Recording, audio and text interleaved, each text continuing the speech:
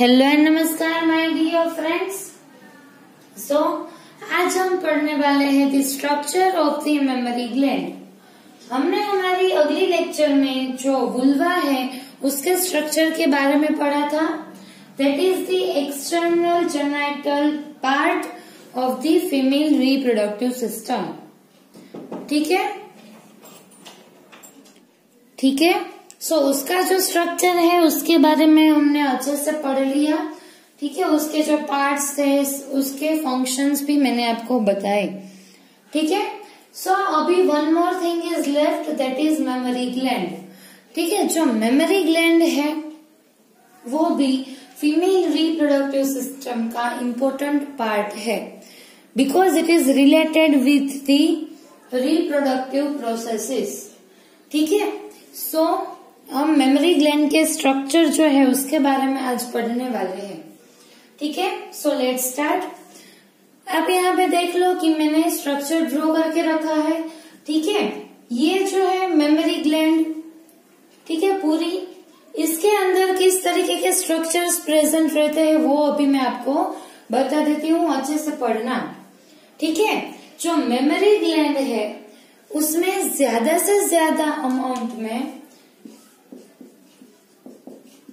Fat present होता है। ठीक है, क्या प्रेजेंट होता है बेटा? फैट प्रेजेंट होता है। ये जो मैंने यहाँ पे दिखाया है दैट आर फैटी टिश्यूज। ठीक है, ये जो सारे टिश्यू है that are fatty tissues. Mammary gland जो है उसमें फैट ज्यादा अमाउंट में प्रेजेंट रहता है। इतना क्लियर हो गया?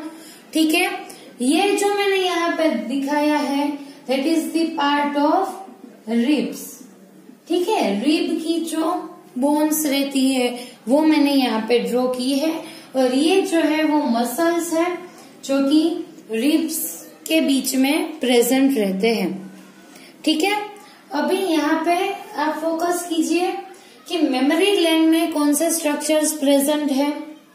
ठीक है, यहाँ पे मैंने लोब लाइक स्ट्रक्चर बनाया है 1, ये जो है वो दूसरा, ये थर्ड। ठीक है, यहाँ पे आप देख लो ये पहला, दूसरा, तीसरा। ठीक है, ऐसे करते कितने 15 to 20 lobe like structure memory gland में प्रेजेंट रहते हैं।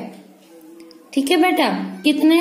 15 to 20 लोब्यूल्स और you can say lobes memory gland के अंदर प्रेजेंट रहते हैं। ठीक है बेटा। सो मैंने यहाँ पे 3 लोब दिखाए हैं क्योंकि इतने सारे मैं नहीं दिखा सकती। ठीक है, सो ऐसे 15 to 20 lobe like structure memory gland में प्रेजेंट रहते हैं। ठीक है, अभी ये जो लोब लाइक स्ट्रक्चर है उसमें अभी हम जूम कर देते हैं कि उसके अंदर कैसे स्ट्रक्चर्स प्रेजेंट है। ठीक है, सो ये जो लोब है उसमें लार्ज नंबर में एल्वियोली प्रेजेंट रहती है। ठीक है बेटा, क्या प्रेजेंट रहता है? एल्वियोली, और यू कैन से अकीनी, ये उसका दूसरा टर्म है। ठीक है, यहाँ पे देख लो कितनी सारी एल्वियोली प्रेजेंट है। ठीक है, एल्वियोली टर्म आपने लंग्स में भी पढ़ा है, एल्वियोलर सैक और एल्वियोली के बारे में। ठीक है, सो जो स्मॉल स्ट्रक्चर्स रहते हैं बेटा उसे एल्वियोली बोलते हैं। यहाँ पे भी कितनी सारी एल्वियोली प्रेजेंट है, आप देख सकते हो। ठीक है बेटा।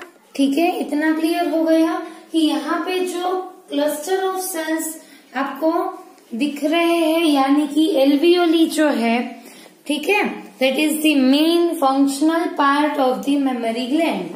ठीक है, ऐसा क्यों बेटा? क्योंकि ये जो एल्वियोली है, यहाँ पे मैं आपको जूम करके दिखाती हूँ एल्वियोली।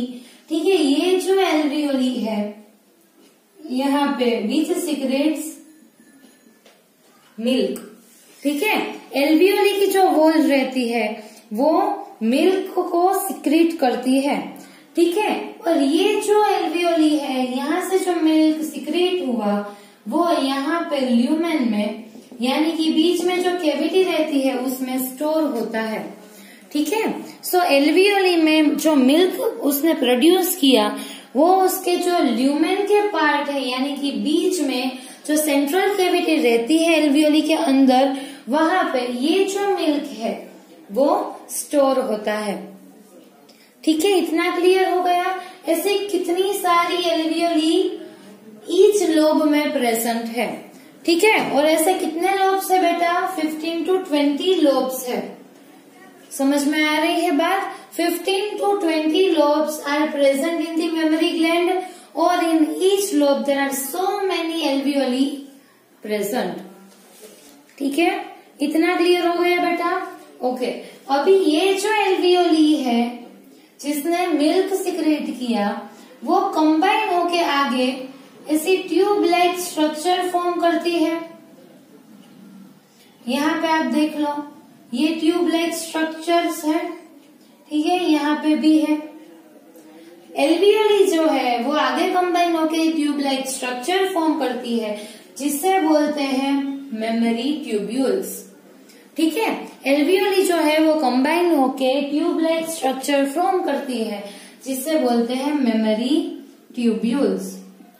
ठीक है, अभी क्या होगा कि ये जो मेमोरी ट्यूब्यूल्स है वो कंबाइन होके आगे जाके फॉर्म करेगी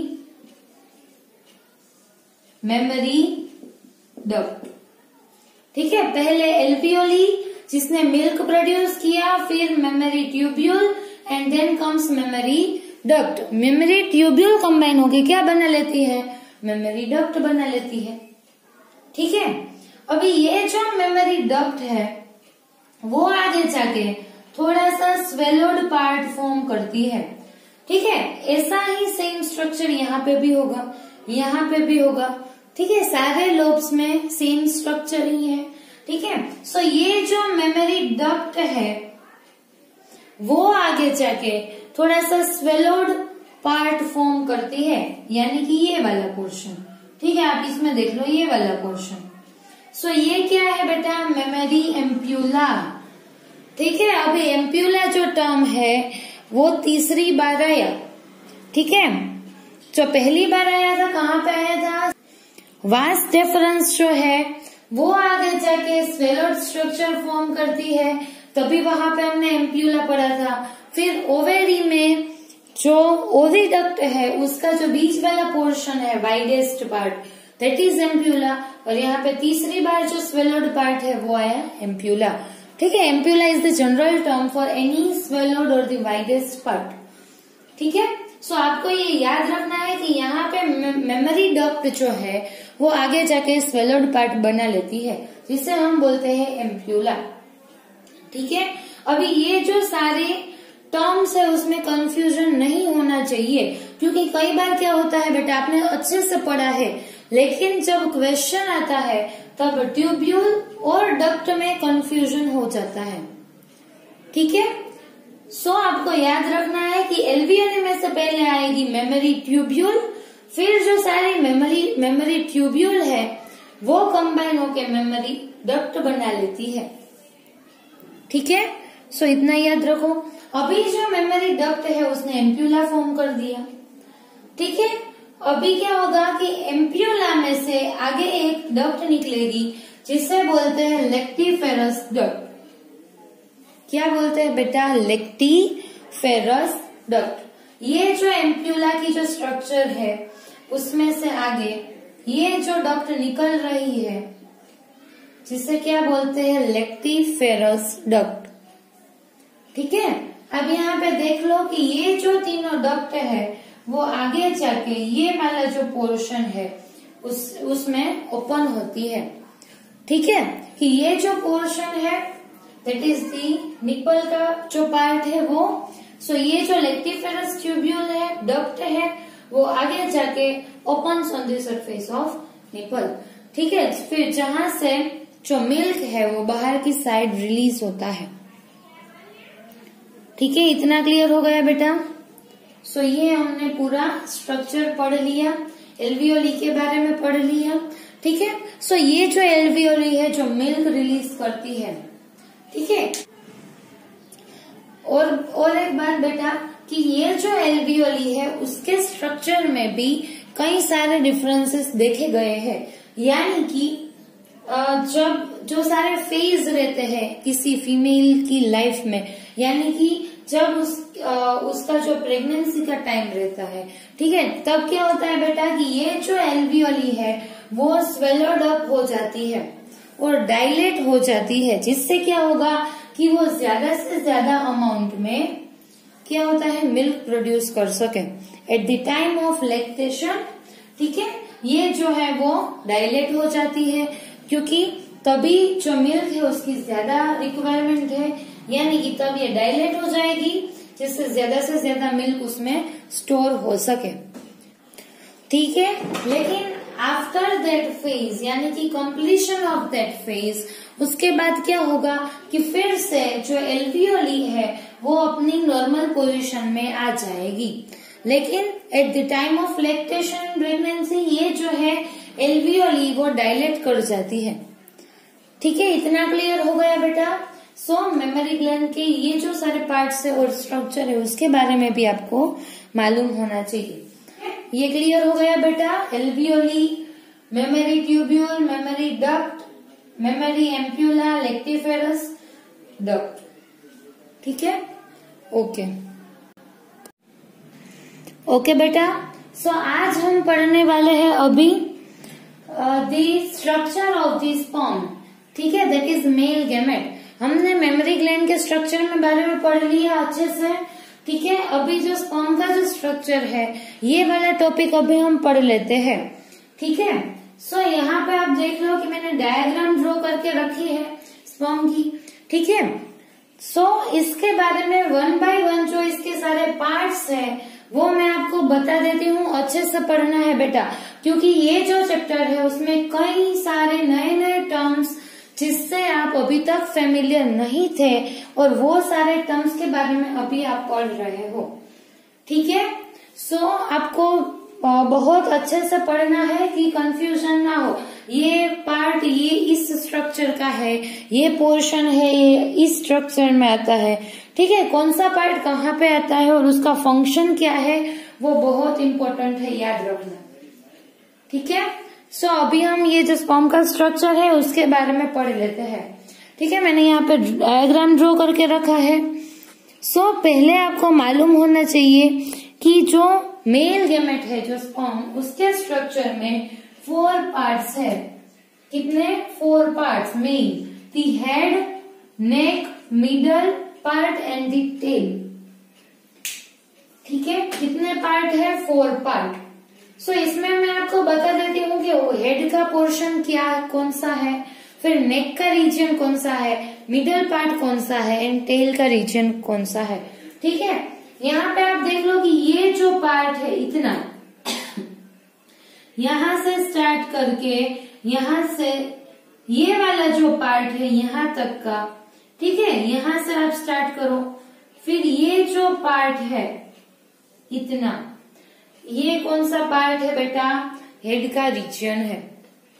ठीक है, जो बड़ा वाला हेड रहता है।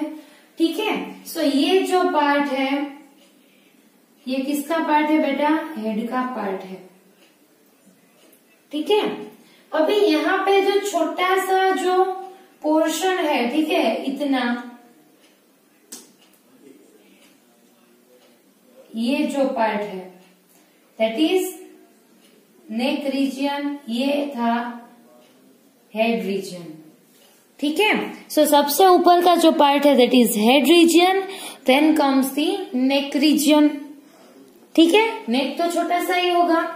अभी यहां से स्टार्ट करके इतना जो पार्ट है that is middle part, middle piece. ठीक है, ये जो पार्ट है दैट इज मिडल पार्ट, और यहां से जो स्टार्ट होके ये वाला जो पोर्शन है, ठीक है, दैट इज टेल रीजन। ये इतना जो पार्ट है, समझ में आ रही है बात? सो ये जो पार्ट है that is head, then comes neck, उसके बाद जो पार्ट है दैट इज मिडल पीस, और उसके बाद का जो ये लॉन्ग पोर्शन है दैट इज टेल। क्लियर हो गया बेटा इतना? ठीक है, अभी हम जो सारे पार्ट्स है उसके स्ट्रक्चर, इनर स्ट्रक्चर के बारे में पढ़ लेते हैं। ठीक है, सबसे पहले हम स्टार्ट करेंगे हेड रीजन से। ठीक है, सो ये जो पार्ट है दैट इज हेड पार्ट। ठीक है, उसमें सबसे ऊपर आपको ये जो स्ट्रक्चर दिख रहा है ये वाला, ठीक है, ये इतना दैट इज एक्रोसोम। ये इतना जो राउंड स्ट्रक्चर आपको दिख रहा है बेटा, ये क्या है? एक्रोसोम। ठीक है, उसके बाद आएगा ये बीच वाला जो पार्ट है जिसके अंदर डीएनए भरा हुआ है, क्रोमोसोम का मटेरियल भरा हुआ है, दैट इज न्यूक्लियस। ये जो पार्ट है दैट इज एक्रोसोम। उसके बाद ऐसा जो पार्ट आएगा हेड रीजन में, सबसे जो सेंट्रल पार्ट है जिसमें डीएनए भरा हुआ है, उसे बोलते हैं न्यूक्लियस। क्लियर बेटा? एक्रोसोम, न्यूक्लियस जिसमें है जेनेटिक मटेरियल।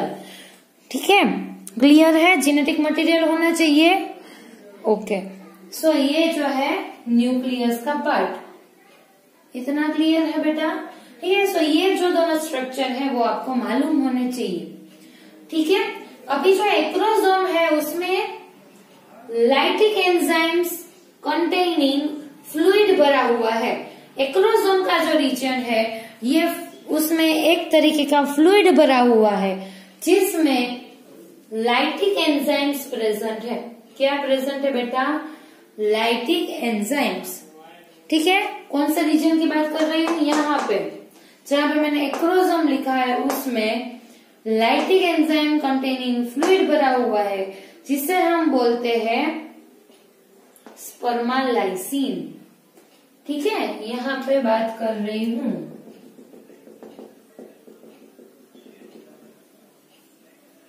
क्लियर हो रहा है बेटा? बहुत धीरे धीरे हम आगे बढ़ रहे हैं ताकि आपको कंफ्यूजन ना हो। एक्रोसोम के रीजन में लाइटिक एंजाइम्स प्रेजेंट है जिसे हम स्पर्मालाइसिन बोलते हैं। ठीक है, क्या बोलते हैं? स्पर्मालाइसिन बोलते हैं, जो कि एक्रोसोम के रीजन में है। अभी आप देख लो इसका क्या फंक्शन होगा बेटा। जब ये मेल गैमेट है वो जाके एग सेल से फ्यूज करेगा, तब क्या होगा बेटा? एक्रोसोम में जो लाइटिक एंजाइम यानी कि स्पर्मालाइसिन जो है वो क्या करेगी कि जो एग की वॉल है उसे जाके ब्रेक कर देंगे। ठीक है, तभी फ्यूजन हो पाएगा। अभी हम एग का स्ट्रक्चर भी पढ़ने वाले हैं, तब आपको मैं दिखाऊंगी कि वो जो उसका जो स्ट्रक्चर है उसमें भी कितने सारे कवरिंग्स प्रेजेंट है। ठीक है, सो ये कवरिंग को ब्रेक करना होगा। सो इसकी वजह से ये जो फंक्शन परफॉर्म करने के लिए यहाँ पे एक्रोसोम में one fluid is there that contains the lytic enzymes called spermlysine. Clear हो रही है बात बेटा? ठीक है, सो हमने ये एक्रोसोम के बारे में अभी पढ़ा।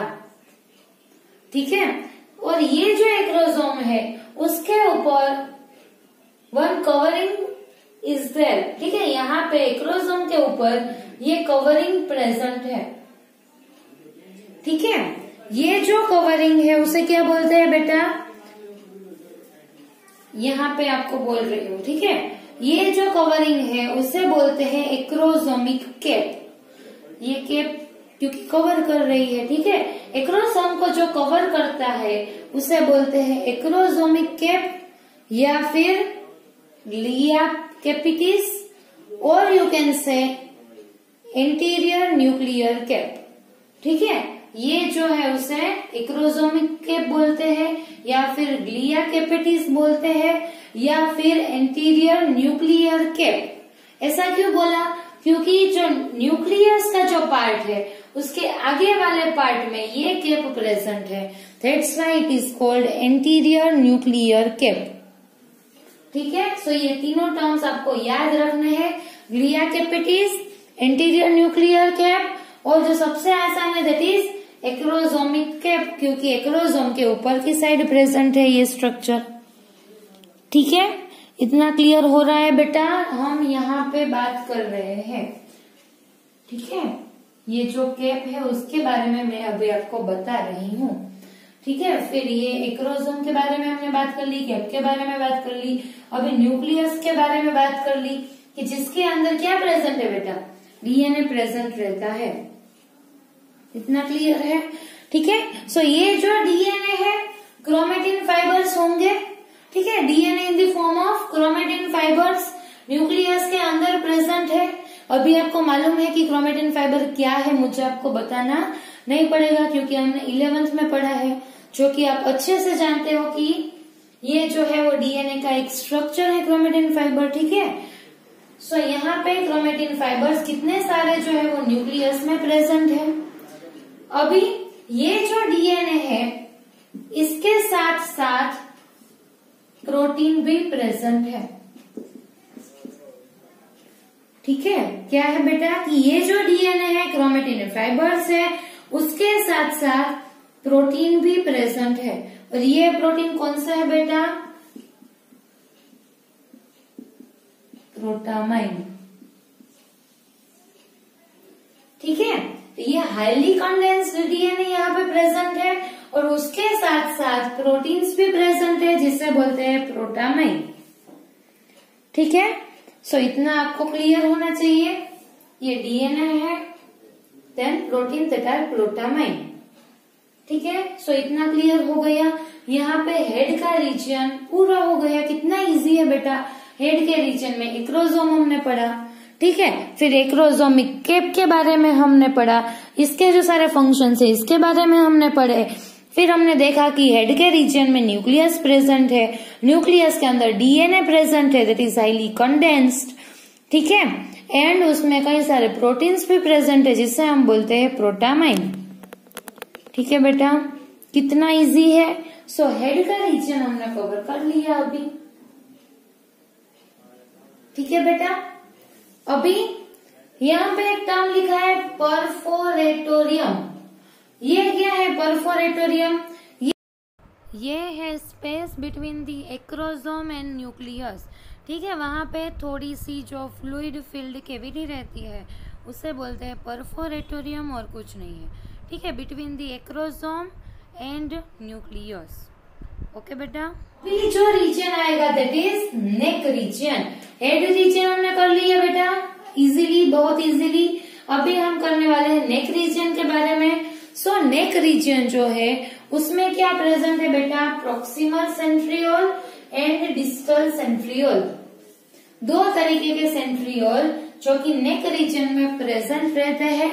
One is proximal centriole and second is distal centriole. ठीक है, सो दो सेंट्रियोल जो कि नेक रीजन में प्रेजेंट है।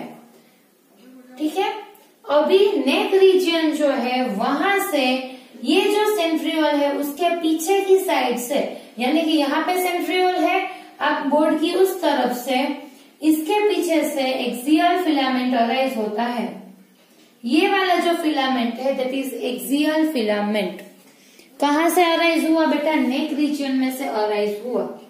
ठीक है, नेक रीजन में दो सेंट्रियोल प्रेजेंट है, one is proximal and second is distal. जो आगे की साइड होगा that is proximal, then comes the distal centriole. ये दोनों सेंट्रियोल।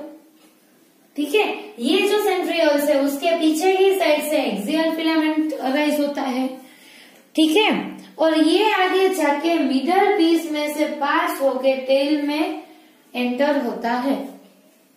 ठीक है, एक्सियल फिलामेंट जो है वो स्पर्म की मोटिलिटी के लिए भी नेसेसरी है और स्केलेटन भी प्रोवाइड करता है स्पर्म के स्ट्रक्चर को।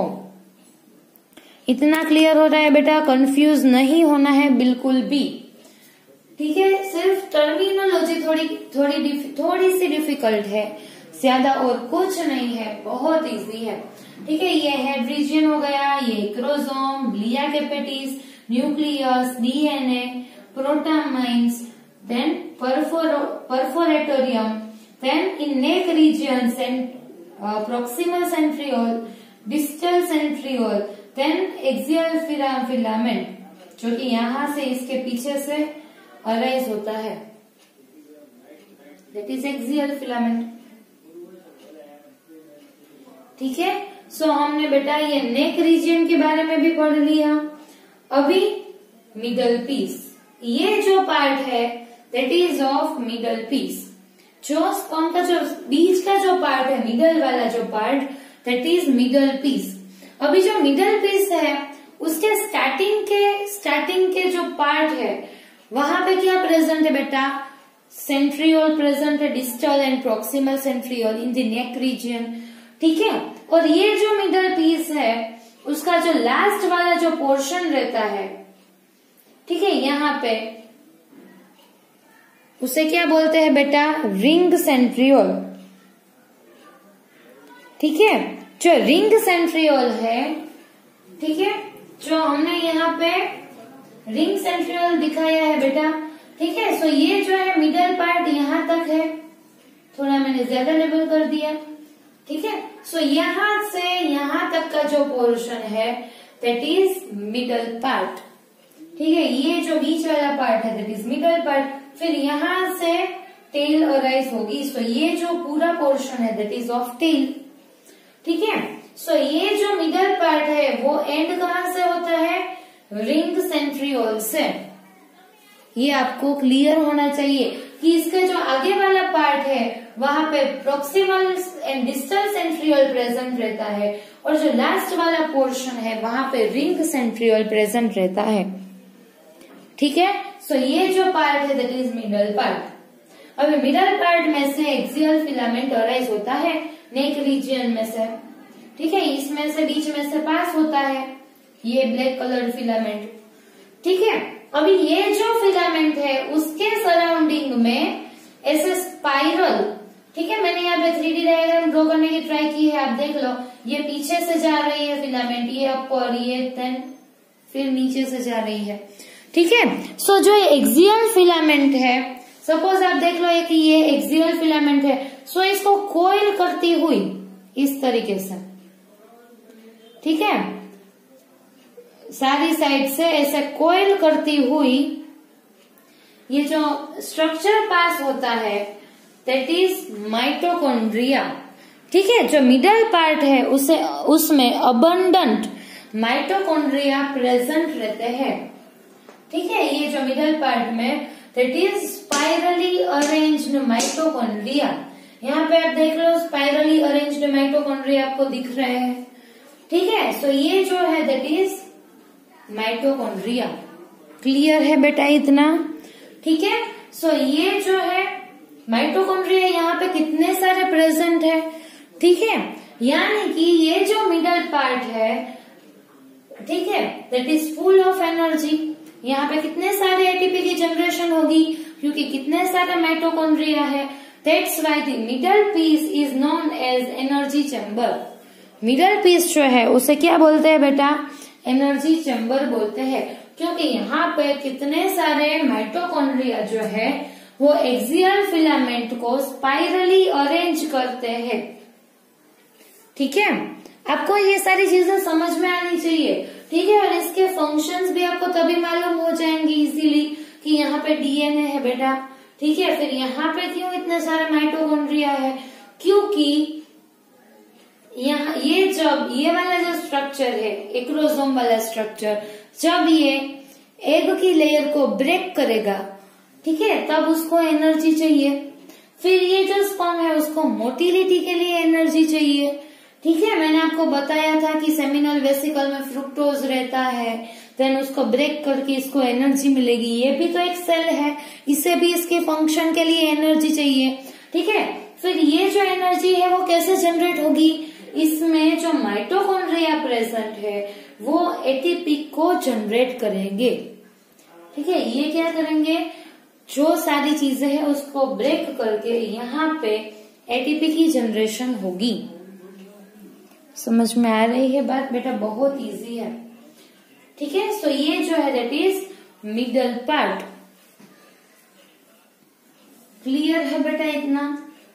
इसमें आपको बिल्कुल भी कंफ्यूजन नहीं होनी चाहिए क्योंकि ये बहुत ही इम्पोर्टेंट है, ठीक है। सो ये मिडल पार्ट हो गया। अभी वन मोर थिंग कि यहाँ पे मिडल पार्ट में थोड़ा सा साइटोप्लाज्म प्रेजेंट रहता है, ठीक है, बहुत ज्यादा नहीं लेकिन थोड़े से अमाउंट में ये जो मिडल पार्ट है उसमें साइटोप्लाज्म प्रेजेंट रहता है। अभी साइटोप्लाज्म तो आपको मालूम ही है, ठीक है, ये सारी टर्मिनोलॉजी में वो बेसिक टर्मिनोलॉजी भूल मत जाना, ठीक है। यहाँ पे साइटोप्लाज्म प्रेजेंट है, ठीक है। सो यहाँ पे जो साइटोप्लाज्म प्रेजेंट होगा मिडल पार्ट में थोड़ा सा, उसे क्या बोलते हैं, मैनचेट, ठीक है, जो कि मैंने यहाँ पे लिखा है। क्या बोलते हैं बेटा उसे, मैनचेट, MANCHETTE, ठीक है, उसे मैनचेट बोलते हैं, जो कि दूसरा टर्म है साइटोप्लाज्म का, दूसरा कुछ नहीं है बेटा, सिर्फ टर्मिनोलॉजी पे फोकस कीजिए, ठीक है। क्लियर हो गया, आपने देख लो हेड पढ़ लिया, नेक पढ़ लिया, मिडल पीस पढ़ लिया, ठीक है, कितने ब्रिलियंट हो आप, कितने अच्छे से पढ़ लिया, सारे स्ट्रक्चर्स आपको आ गए, ठीक है, कंफ्यूजन नहीं होनी चाहिए, ठीक है। अभी जो लास्ट वाला पोर्शन है that is tail, longest part, ठीक है, ये जो स्पर्म है उसका लॉन्गेस्ट पार्ट कौन सा होगा, टेल होगी, ठीक है। सो ये जो टेल है वो क्या करेगी, स्पर्म को मोटिलिटी प्रोवाइड करेगी।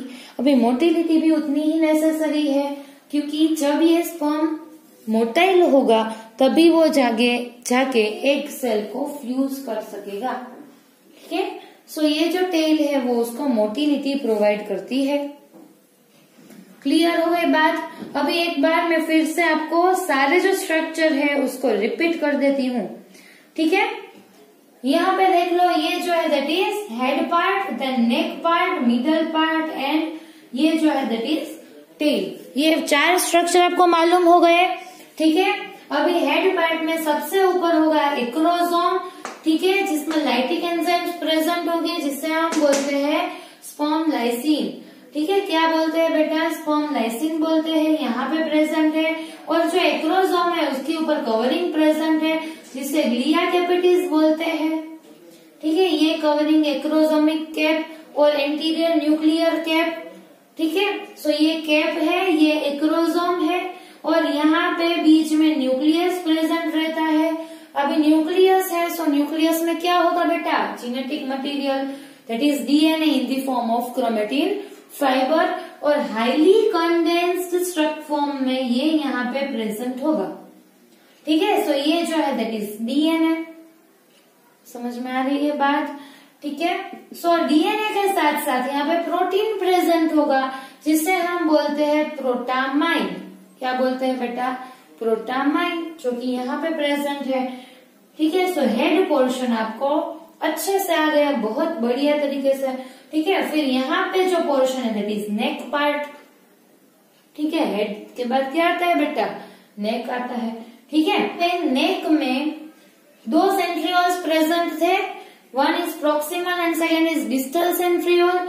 उसके पीछे से एक्सियल फिलामेंट अराइज होता है, ठीक है। क्या अराइज होता है बेटा, एक्सियल फिलामेंट, और वो आगे जाता है, पास होता है आगे, ठीक है।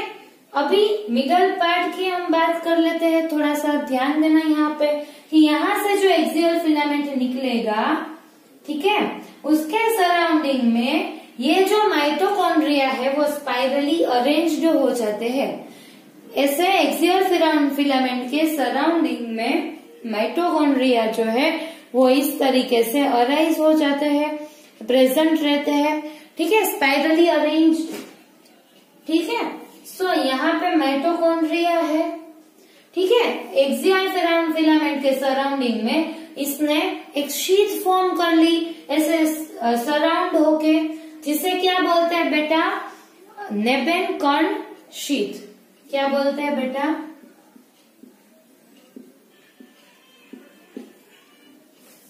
नेबेनकॉर्न शीट। दूसरा कुछ नहीं है बेटा, सिर्फ ये टर्म है जो कि आपको याद रखना है।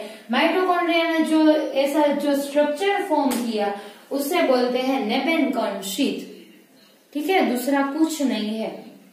क्लियर है बेटा इतना। मैं आपको यहाँ पे दिखाती हूँ, देख लो ये एक्सियल फिलामेंट है। अभी देख लो कि ये जो है दैट इज माइटोकॉन्ड्रिया की शीट, ये जो है रेड कलर की, आपको अच्छे से समझ में आ जाए, ठीक है। इसीलिए मैं ये आपको दिखा रही हूँ। अभी देख लो कि ये जो मार्कर है दैट इज एक्सियल फिलामेंट। अभी जो ये मैं कोयल कर रही हूँ ये दैट इज माइटोकॉन्ड्रियल शीथ। ठीक है, इस तरीके से स्पाइरली अरेंज्ड होगी। ठीक है, सो ये जो शीथ फॉर्म हुई दैट इज नेबेनकॉन शीथ। क्लियर है बेटा इतना? ठीक है, और ये जो है वो एनर्जी चैम्बर है क्योंकि ये एटीपी ज्यादा से ज्यादा अमाउंट में फॉर्म करेगा क्योंकि यहाँ पे इतने सारे माइटोकॉन्ड्रिया है जो कि एटीपी का सिंथेसिस करेंगे। ठीक है, सो ये इतना क्लियर हो गया। अभी ये जो मिडल पार्ट है उसको आप आइडेंटिफाई कैसे करोगे? मैंने आपको बताया कि इसके जो अपर पार्ट में 2 सेंट्रियोल्स प्रेजेंट रहते हैं और जहां पे ये पार्ट एंड अप होता है वहां पे एक रिंग सेंट्रियोल प्रेजेंट रहता है।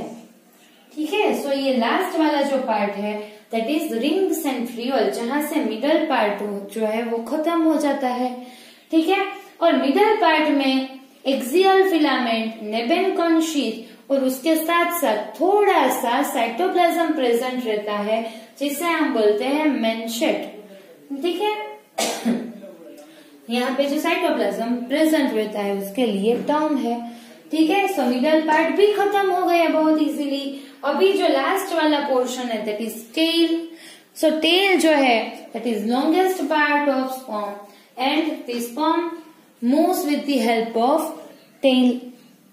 ठीक है, सो ये जो पूरा स्ट्रक्चर है बहुत इंपॉर्टेंट है बेटा और अच्छे से पढ़ना है। ठीक है, आज हमने 2 स्ट्रक्चर देखे। ठीक है, वन हमने जो मेमोरी ग्लैंड का जो स्ट्रक्चर देखा, एल्वियोली वाला जो स्ट्रक्चर था। ठीक है, memory tubule and memory duct वाला जो वो जो हमने स्ट्रक्चर पढ़ा उसके बारे में भी आपको आना चाहिए, अभी अच्छे से पढ़ना। ठीक है, और हमने अभी जो स्पर्म का जो स्ट्रक्चर है वो भी मैंने आपको यहाँ पे दिखा दिया। ठीक है, सो आज हमने 2 स्ट्रक्चर पढ़े हैं। ठीक है, दोनों ही स्ट्रक्चर आपको अच्छे से आने चाहिए। ठीक है, और कहीं पे भी अगर आपको कंफ्यूजन हो आप मुझे पूछ सकते हो। ठीक है, मैं आपको आंसर दूंगी। और जितने ज्यादा क्वेश्चन मैंने आपको पहले भी बताया है कि आप जितने ज्यादा क्वेश्चंस अराइज करते हो उतना मुझे ज्यादा अच्छा लगता है। ठीक है, क्यों? क्योंकि आप इजीली नीट में जो नीट के क्वेश्चंस है फिर वो भी सोल्व कर सकते हो। ठीक है, सो अगर आपको कोई क्वेरी है आप मुझे बताना, मैं आपको आंसर दूंगी। ठीक है, और अगर आपको ये वीडियो अच्छा लगा है then like, share and subscribe. ठीक है, वो आपको नहीं भूलना है। ठीक है, आपको अच्छे से समझ में आया है then like, share and subscribe and thank you so much for watching this video. Thank you.